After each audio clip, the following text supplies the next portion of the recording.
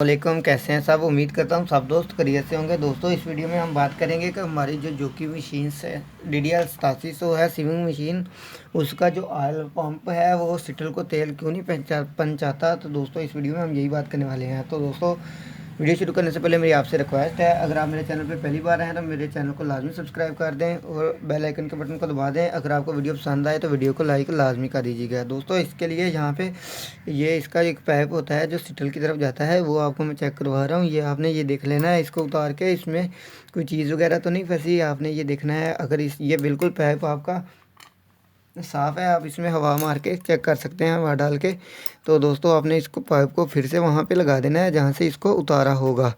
इसके बाद आपने जो काम करना है वो भी मैं आपको बता देता हूँ। दोस्तों ये काम करने के बाद आप इसकी नोज़ल को यहाँ पे लगा दें अच्छे तरीके से और इसके लॉक को फिर से वहाँ पे फिट कर दें।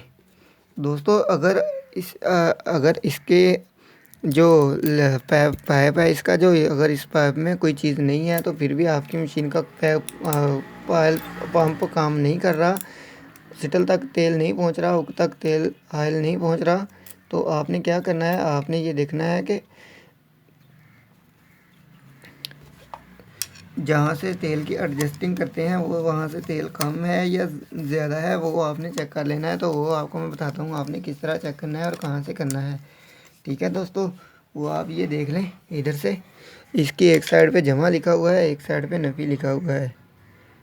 अगर आपका ये पेज जो है नफ़ी की तरफ फुल टाइट है तो फिर आप इसको थोड़ा सा लूज़ कर दें, जमा की तरफ करके प्लस की तरफ करके इसको यहाँ पे थोड़ा सा टाइट कर दें, तो आपका जो ऑयल है वो बिल्कुल सिटल की तरफ जाने लग पड़ेगा। ठीक है दोस्तों, और यहाँ से आप सिटल के साथ या पंप के साथ इसका कनेक्शन लगा दें। ठीक है दोस्तों, उम्मीद है आपको ये वीडियो पसंद आई होगी। अगर आपको ये वीडियो पसंद आई हो तो आपका मसला हल हुआ हो तो वीडियो को लाइक लाजमी करिए और मुझे कमेंट बॉक्स में भी बता दीजिए।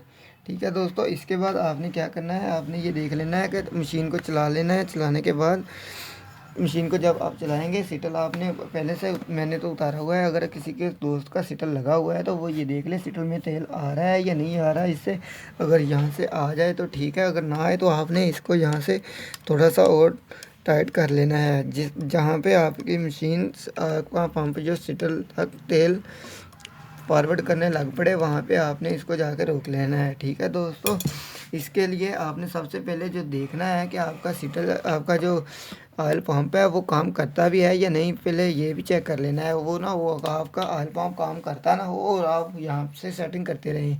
ठीक है दोस्तों, सबसे पहले आपने ऑयल पंप चेक करना है, उसके बाद आपने इसको चेक कर लेना है, इसके जो पाइप है इसको चेक करने के बाद आपने यहाँ से इसको चेक कर लेना है, इसका जो पेच है यहाँ से इसकी एडजस्टिंग चेक करनी है। ठीक है दोस्तों, अगर आपकी ये तीनों चीज़ें ठीक हो तो फिर आपकी मशीन का जो सिटल है उसको तेल ज़रूर लगेगा।